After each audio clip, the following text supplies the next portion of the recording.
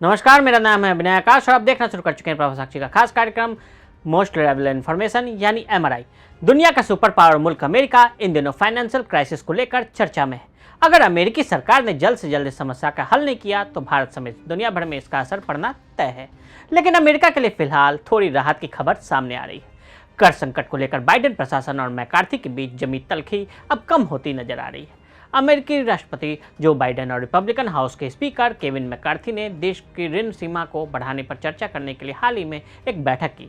ये बैठक इस बात को लेकर की गई कि अमेरिकी संघीय सरकार अपने खातों का भुगतान करने के लिए कितना उधार ले सकती है। मीटिंग के बाद डेट लिमिट को बढ़ाने पर सहमति बन गई है। हालांकि इस मामले पर वोटिंग भी हो सकती है।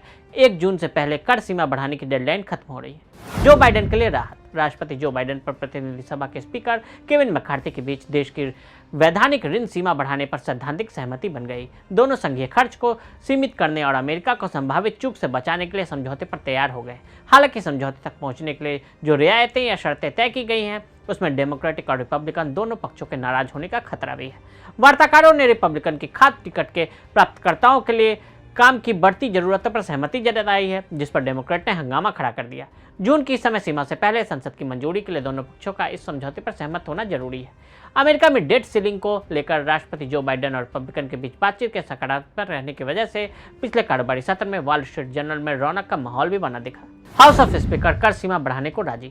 अमेरिका पर छाए कर संकट के बादल छटने की उम्मीद जगी है। देश को कर्ज लेने की सीमा बढ़ाने पर अमेरिकी राष्ट्रपति जो बाइडेन और निचले सदन के स्पीकर केविन मैकार्थी के बीच सैद्धांतिक सहमति बन गई। दोनों संघीय खर्च को सीमित करने और अमेरिका को संभावित चूक से बचाने के लिए समझौते पर तैयार हो गए। अब वार्ताकार पूरी कोशिश में है कि तेजी से इस बारे में बिल लाया जाए ताकि 5 जून से पहले उसे उच्च सदन सेनेट से भी मंजूर कराया जा सके। ये डेट सीलिंग क्या है?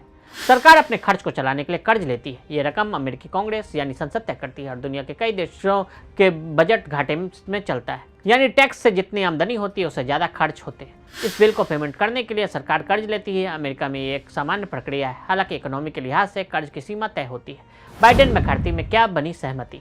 गैर रक्षा खर्च को वित्त वर्ष 2024 में नहीं बढ़ाया जाएगा। अगले साल भी इसे 1% ही बढ़ाया जाएगा।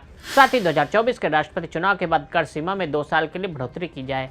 2024 के लिए बाइडेन के बजट प्रस्ताव में बुजुर्गों को जो मेडिकल केयर देने की बात कही गई उसके लिए पूरी फंडिंग दी जाएगी। इसमें जहरीले पदार्थ या पर्यावरण खतरों से जूझने पर मेडिकल केयर का भी प्रस्ताव है। बाइडेन के लिए 20.3 अरब डॉलर का प्रस्ताव रखा गया है। नौकरी से जुड़े मानदंड को समय के लिए बदलने पर रजामंदी बनी है। नेशनल एनवायरमेंटल पॉलिसी एक्ट में बदलाव पर रजामंदी हुई है। इस एक्ट के तहत पर्यावरण समीक्षा करने के लिए एक एजेंसी बनाने की बात कही गई है।